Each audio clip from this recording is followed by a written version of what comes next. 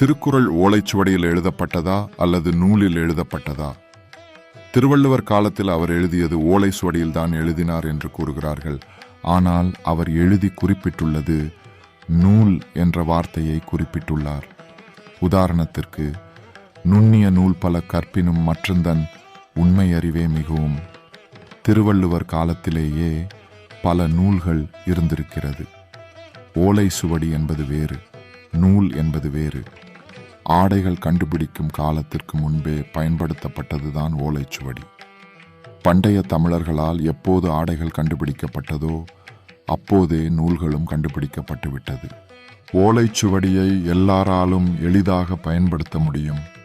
அன்றைய காலகட்டத்தில் மேல்தட்டு மக்கள் மட்டும் புதிய கண்டுபிடிப்பான நூலை பயன்படுத்தி இருக்கிறார்கள். பெரும்பாலான மக்கள் ஓலைச்சுவடியை பயன்படுத்தி இருக்கிறார்கள். ஆசிரியர்களிடம் நூலும் மாணவர்களிடம் ஓலைச்சுவடியும் இருந்திருக்கிறது.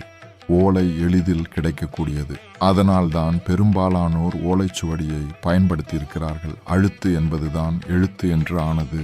அழுத்து என்பதுதான் அச்சு என்றும் ஆனது. அழுத்தியதுதான் எழுதியது ஆனது. வடு என்றால் அழியாதது அல்லது தழும்பு மற்றும் காயம் என்று பொருள்படும். வடு என்பதுதான் சுவடு என்றானது. ஆட்டின் தோலை பயன்படுத்தி எழுதப்படுவதுதான் சுவடு. சுவடு என்றால் சுட்ட வடுதான் சுவடு ஆனது. சுவடு என்றால் தடம் என்று பொருள்படும். தடம் என்பது காலடி தடமாக மாறியது. பின்னர் சுவடு என்பது காலடி சுவடு என்றுமானது. வடு என்பதுதான் வடி என்றானது. வடி என்றால் வடித்தல் என்று பொருள்படும். கல் மற்றும் உலோகங்களில் எழுதும் எழுத்துக்கள் வடித்தல் என்றானது. வடித்தல் என்றால் வடிவத்தை செய்தல் அல்லது உருவாக்குதல் என்று பொருள்படும். சுவடு என்பதை வடித்ததால் தான் அவை சுவடி என்றானது. ஏட்டில் அழுத்துவது எழுத்து ஆனது. ஓலையில் அழுத்துவது ஓலை, சுவடு ஆகி ஓலைச்சுவடி ஆனது.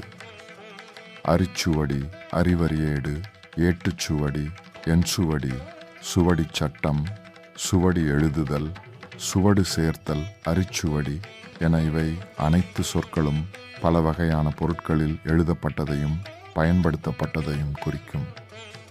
பண்டைய தமிழர்களின் ஆதி காலம் முதல் வாழ்ந்ததற்கான சுவடுதான் இந்த சுவடு. நமது எழுத்துக்களும் ஆதியிலே தோன்றிய எழுத்து என்பதற்கு ஓர் சான்றுதான் இந்த சுவடு.